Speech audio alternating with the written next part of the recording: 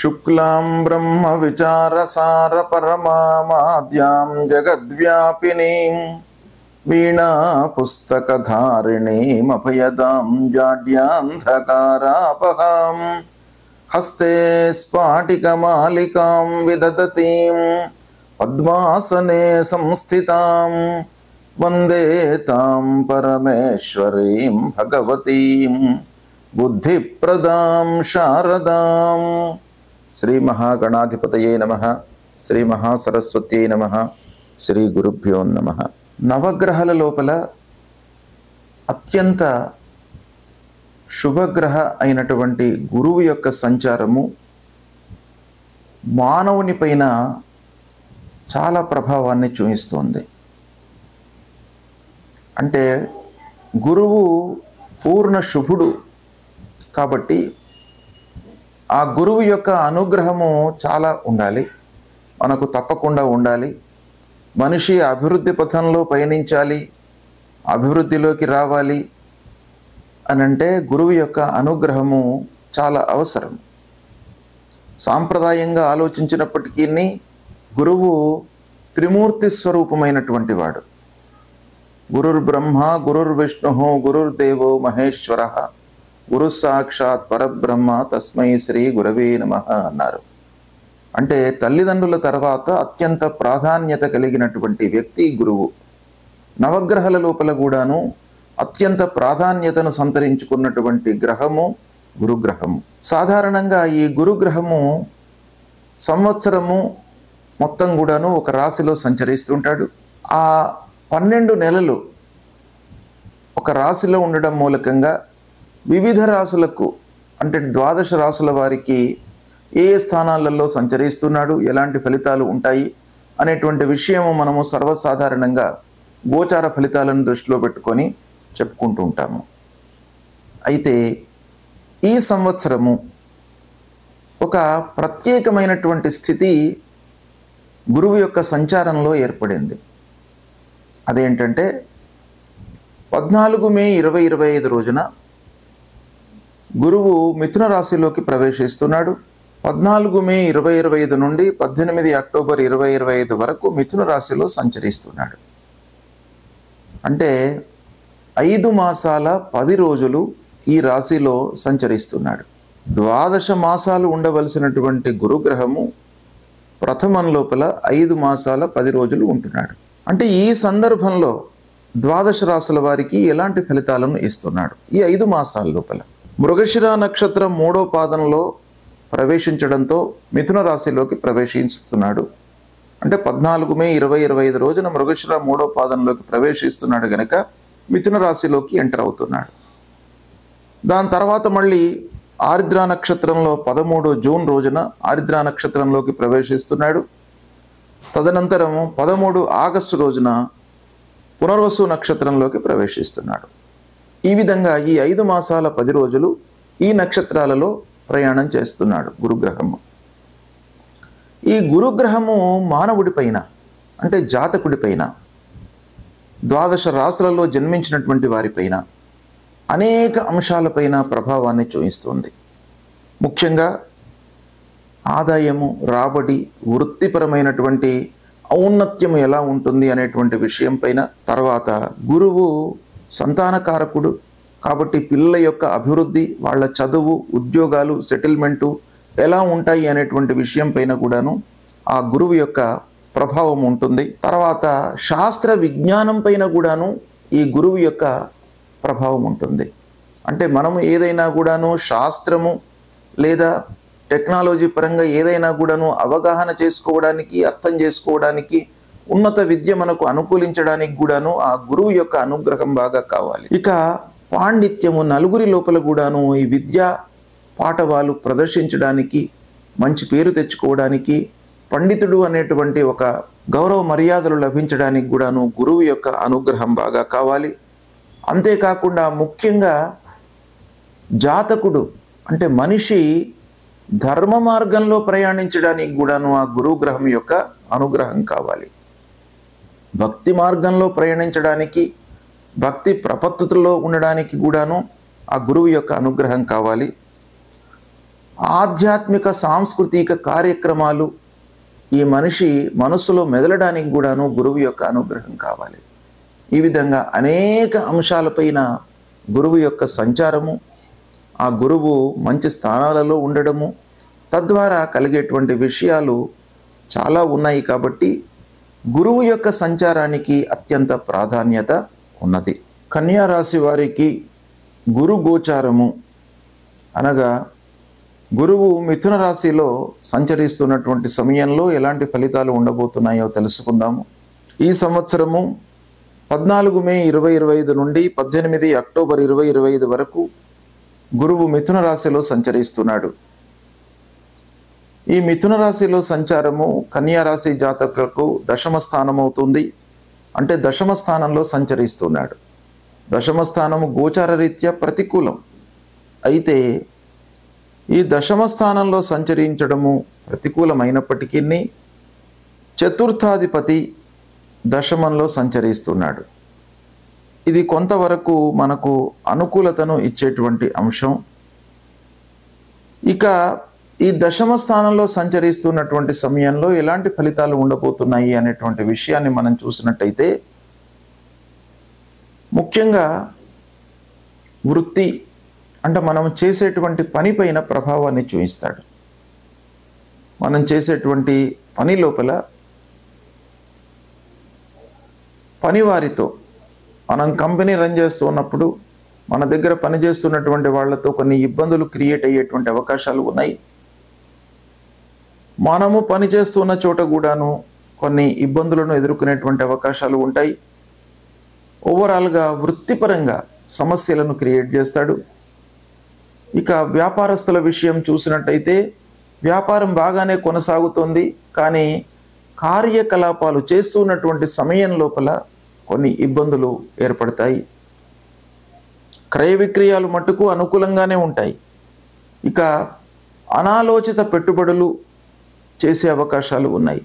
బ్లైండ్గా మీరు పెట్టుబడులు పెట్టడానికి ఆస్కారం ఈ సమయంలో బాగా ఉంటుంది. కాబట్టి కొంత జాగ్రత్తగా ఆచితూచి పెట్టుబడులు పెట్టడము, ప్రాపర్టీస్ కొనడము, వస్తువులు కొనడము ఇలాంటివి చేయాలి. బ్లైండ్గా చేసినట్టయితే మీరు కొన్ని కష్టాలు నష్టాలలో ఇరుక్కుపోయేటువంటి అవకాశాలు ఉంటాయి. ముఖ్యంగా ప్రాపర్టీస్ వ్యవహారం డీల్ చేస్తున్నప్పుడు డాక్యుమెంట్స్ కానివ్వండి, మధ్యవర్తులు కానివ్వండి, వీళ్ళందరితోనూ కూడాను మీరు చాలా జాగ్రత్తగా ఉండాలి. ఈ దశమ స్థానంలో సంచరిస్తున్నప్పుడు ముఖ్యంగా వ్యవసాయదారులకు కొంత అనుకూలంగానే ఉంటుంది ఈ సమయము. అయినప్పటికీ వాళ్ళు ఊహించినంత లాభము ఉండదు. అయినప్పటికీ సంతృప్తిగానే ఉంటారు. అంటే వ్యవసాయదారులకు ఓవరాల్గా ఈ సమయం అనుకూలంగానే ఉంటుంది. ఇక ఇరుగు పొరుగు వారితో కొంత ఇబ్బందులు తలెత్తే అవకాశాలు ఉన్నాయి. అంటే చుట్టుపక్కల ఉన్నటువంటి వాళ్ళతో మనస్పర్ధలు, ఆత్మీయులు బంధువులతో వైషమ్యాలు, స్నేహితులు చిన్ననాటి స్నేహితులను కలుసుకోవడం మూలకంగా ఖర్చులు పెరగడము ఇలాంటివి సంభవించే అవకాశాలు బాగా కనబడుతున్నాయి. అనవసరమైనటువంటి ప్రయాణాలు చేయవలసినటువంటి స్థితి ఏర్పడుతుంది. మామూలు పనికి కూడాను పదే పదే వెళ్ళి రావడము, ఆలోచించడము, వృధా ఖర్చు, సమయము వేస్ట్ కావడము ఇలాంటివి ఈ సమయం లోపల మీకు కలుగుతాయి.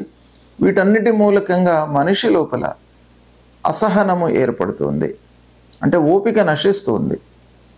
మనము అనుకున్నవి అనుకున్నట్టుగా జరగకపోయేటప్పటికీ, అనుకున్న సమయంలో పూర్తి చేయలేకపోవడం మూలకంగా ఇలా ఎన్నో విపరీత ఫలితాల మూలకంగా అసహనము, ఓపిక నశించడం మూలకంగా మనకు భయభ్రాంతులు పొందేటువంటి అవకాశాలు బాగా కనబడుతున్నాయి. ముఖ్యంగా బంధువులు స్నేహితులతో కలహాలు బాగా గోచరిస్తున్నాయి. కాబట్టి వారితో మీరు జాగ్రత్తగా ఉండడం మంచిది. అపనిందలకు గురయ్యేటువంటి అవకాశాలు ఉన్నాయి. అంటే మనము చేయనటువంటి పనికి మనం అనుభవించవలసి వస్తుంది. తప్పు మనం చేయకపోయినప్పటికీ ప్రత్యేకంగా ఉద్యోగస్తులకు ఆఫీసులో మన మూలకంగా జరగకపోయినప్పటికీ మన మీద అపనిందలు, నిందలు, విమర్శలు ఇలాంటివి కలిగేటువంటి అవకాశాలు ఉన్నాయి. కాబట్టి జాగ్రత్తగా మనం ఉండాలి. ముఖ్యంగా ఉద్యోగస్తులకు ఆఫీసులో చాలా జాగ్రత్తగా వ్యవహరించాలి. క్లయింట్స్తో కానివ్వండి, అధికారులతో కానివ్వండి, మనం పనులు చేస్తున్నప్పుడు చాలా ఆలోచించి స్టెప్స్ తీసుకోవడం మంచిది. అదేవిధంగా వ్యాపారస్తులు కూడాను వ్యాపారం రన్ అవుతుంది, కానీ వ్యవహారం చేస్తున్నటువంటి సమయంలో కొంత ఇబ్బందులు తలెత్తేటువంటి అవకాశము ఉంది. కనుక కొంత జాగ్రత్తగా ఉండాలి. ఇక హయ్యర్ ఎడ్యుకేషన్ కొరకు ప్రయత్నం చేస్తున్నటువంటి వాళ్లకు కొంత అనుకూలతనే గోచరిస్తుంది. అయితే ఆదాయం పెంచుకోవడము, రాబడిపైన మనస్సు నిలపాలి, పిల్లల యొక్క శుభకార్యాలు చేయడంపై మనస్సు నిలపాలి. అందరి యొక్క సహాయ సహకారాలు కూడాను మీకు అందేటువంటి అవకాశం బాగా కనబడుతుంది. ముఖ్యంగా వచ్చినటువంటి ఆదాయము సద్వినియోగపరుచుకోవడానికై మీరు చాలా ప్రయత్నాలు చేయాలి. అంటే ఈ సమయం లోపల వృధా ఖర్చులు ఉండే అవకాశాలు ఉంటాయి. కాబట్టి వచ్చినటువంటి డబ్బును మీరు పొదుపు కానివ్వండి, వస్తువులపైన కానీ, ప్రాపర్టీస్ పైన కానీ ఇన్వెస్ట్ చేయడం మూలకంగా మీ దగ్గర డబ్బు నిలిచే అవకాశాలు ఉన్నాయి. అంటే లిక్విడ్ క్యాష్ అనేది మీ దగ్గర ఈ సమయంలో ఉండదు, ఖర్చులు అయిపోతుంది. కనుక మీరు ప్రాపర్టీస్ రూపకంగా కానీ, వస్తు రూపకంగా కానీ దాన్ని మార్చుకున్నట్టయితే కొంత మీ దగ్గర నిలిచే అవకాశాలు కనబడుతున్నాయి. ఇలాంటి ఫలితాలు దశమ స్థానంలో గురువు సంచరిస్తున్నప్పుడు 14 మే నుండి 18 అక్టోబర్ వరకు గోచరిస్తున్నాయి. అయితే అందరికీ కన్యా రాశిలో జన్మించినటువంటి వాళ్లకు ఇలాంటి ఫలితాలే ఉంటాయే అని మనం చెప్పలేము, ఉండవు కూడాను. ఎందుకంటేనో నక్షత్ర రీత్యా కొంత మార్పు ఉంటుంది, వయస్సు రీత్యా మార్పు ఉంటుంది. కాబట్టి మనం స్థూలంగా ఆలోచించినట్టయితే నక్షత్ర రీత్యా ఎలా ఉంటుంది అనేటువంటి విషయాన్ని మనం ఒక్కసారి పరీక్షిద్దాం. కన్యా రాశిలో ఉత్తరా నక్షత్రం 2, 3, 4 పాదాలలో జన్మించినటువంటి వాళ్ళు, హస్తా నక్షత్రంలో జన్మించినటువంటి వాళ్ళు, చిత్తా నక్షత్రం 1, 2 పాదాలలో జన్మించినటువంటి వాళ్ళందరూ కూడాను కన్యా రాశి కిందికి వస్తారు. కనుక ముందుగా ఉత్తర ఫల్గుని నక్షత్రంలో జన్మించినటువంటి వాళ్ళు ఈ సమయంలో వాళ్ళకి ఎలాంటి ఫలితాలు ఉంటాయి అని అంటే 14 మే నుండి 13 జూన్ వరకు కొంత ప్రతికూల ఫలితాలు ఉన్నాయి. అంటే నక్షత్ర రీత్యా ప్రతికూలంగా ఉంది ఈ సమయం, రాశి పరంగా కూడాను ప్రతికూలంగా ఉంది. ఇక 13 జూన్ నుండి 13 ఆగస్టు వరకు అనుకూలంగా ఉంది. 13 జూన్ నుండి 13 ఆగస్టు అంటే 2 మాసాలు, 2 నెలలు అనుకూలంగా ఉంది. రాశిపరంగా ప్రతికూలంగా ఉన్నప్పటికీ నక్షత్రపరంగా ఈ సమయం అనుకూలంగా ఉంది. కాబట్టి కొంత రాశిపరంగా మనకు జరిగేటువంటి ప్రతికూల ఫలితాల లోపల తగ్గుదల ఉండే అవకాశము ఈ ఉత్తరా ఫల్గుని నక్షత్రంలో జన్మించినటువంటి వారికి ఈ సమయంలో ఉండేటువంటి అవకాశము ఉంది. ఇక 13 ఆగస్టు నుండి 18 అక్టోబర్ వరకు మళ్ళీ ప్రతికూలమైనటువంటి ఫలితము ఉంటుంది. అంటే ఓవరాల్గా ఉత్తరా ఫల్గుని నక్షత్రంలో జన్మించినటువంటి వారికి మధ్య కాలం అంటే 13 జూన్ నుండి 13 ఆగస్టు ఈ యొక్క పీరియడ్ అనుకూలంగా ఉంది. రాశి ప్రకారంగా ప్రతికూలంగా ఉన్నప్పటికీ ఈ సమయం మటుకు మీకు అనుకూలంగా ఉంది. మిగతా సమయం లోపల కొంత జాగ్రత్తలు తీసుకోవాలి. ఇక హస్తా నక్షత్రంలో జన్మించినటువంటి వారి విషయం ఆలోచించినట్టయితే 14 మే నుండి 13 జూన్ అనుకూలంగా ఉంది, 13 జూన్ నుండి 13 ఆగస్టు ప్రతికూలంగా ఉంది, 13 ఆగస్టు నుండి 18 అక్టోబర్ కూడాను అనుకూలంగా ఉంది. అయితే హస్తా నక్షత్రం వారికి ఈ దశమంలో గురువు గోచార రీత్యా సంచరిస్తున్నాడు. ప్రతికూలంగా ఉన్నప్పటికీ మొదటి భాగము అంటే ఈ 5 మాసాల లోపల 5 మాసాల 10 రోజులు ఉంటున్నాడు ఈ మిథున రాశిలో. ఇందులో ప్రథమ భాగము చివరి భాగము హస్తా నక్షత్రం వాళ్లకు అనుకూలంగా ఉంది, మధ్యన కొంత ప్రతికూలంగా ఉంది. ఇక చిత్తా నక్షత్రం విషయం ఆలోచించినట్టయితే ప్రథమంలో ప్రతికూలంగా ఉంది, మధ్యన అనుకూలంగా ఉంది, చివరిలో ప్రతికూలంగా ఉంది. అంటే మధ్య భాగం చిత్తా నక్షత్రం వాళ్లకు 13 జూన్ నుండి 13 ఆగస్టు అనుకూలంగా ఉంది, మిగతా రోజులు ప్రతికూలంగా ఉన్నాయి. కాబట్టి ఈ నక్షత్రాల పరంగా కొంత మనకు ఫలితాలు అనుకూలంగా ఉండేటువంటి సమయం మీకు నేను చెప్పాను. రాశి ప్రకారంగా ప్రతికూలత ఉన్నప్పటికీ నక్షత్ర ప్రకారంగా అనుకూలంగా ఉంది కాబట్టి మీకు కొంత కలిసి వచ్చే అవకాశాలు ఉన్నాయి ఈ పీరియడ్ లోపల. ఈ విధంగా కన్యా రాశి వారికి దశమ స్థానంలో గురువు సంచరిస్తున్న సమయంలో ఇలాంటి ఫలితాలు గోచరిస్తున్నాయి.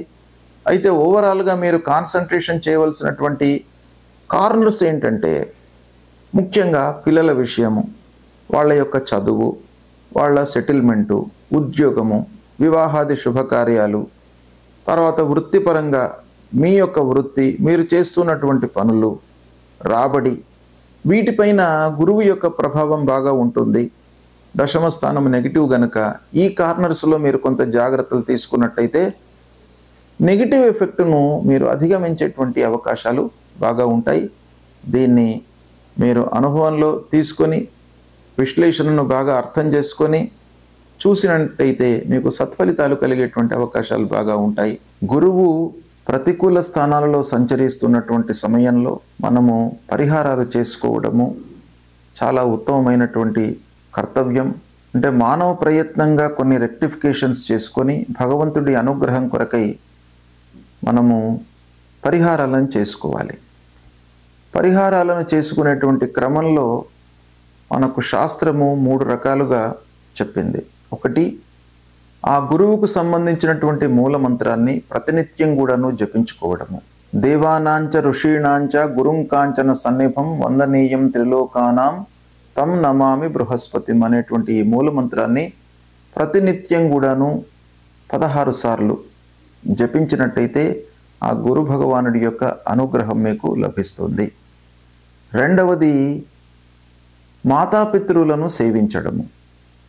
ఇది చాలా ముఖ్యమైనటువంటిది. రెండవది, ప్రతినిత్యం కూడాను తల్లిదండ్రులను సేవించడం మూలకంగా, తల్లిదండ్రులు ప్రథమ గురువులు మనకు కాబట్టి వారి యొక్క అనుగ్రహం లభిస్తుంది.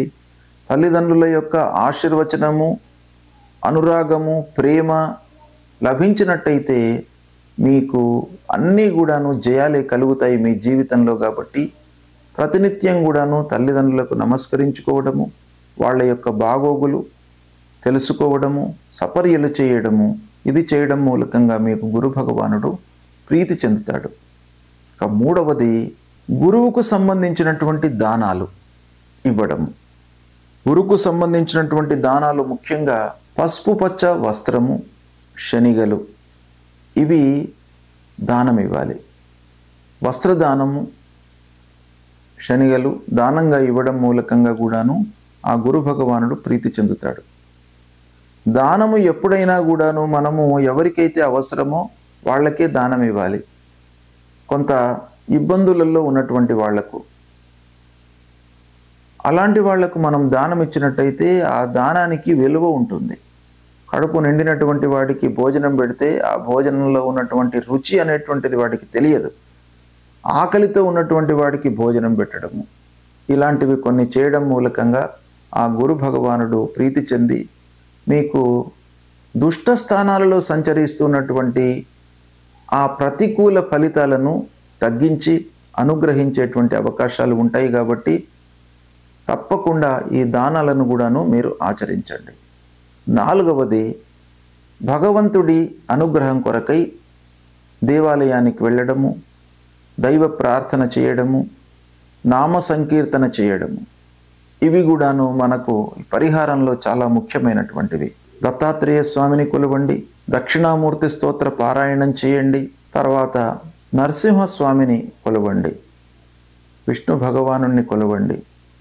దైవ కీర్తన, నామ సంకీర్తన అనేటువంటిది చాలా ముఖ్యమైనటువంటిది. కాబట్టి ఈ రకంగా మీరు చేసినట్టయితే ఆ గురు భగవానుడు మిమ్మల్ని అనుగ్రహిస్తాడు. కనుక తప్పకుండా గురువు ప్రతికూలంగా సంచరిస్తున్నప్పుడు తప్పకుండా మనము పరిహారాలు చేసుకోవాలి. ఇవి చేసుకోండి, మీరు శుభ ఫలితాలను పొందుతారు. శుభం.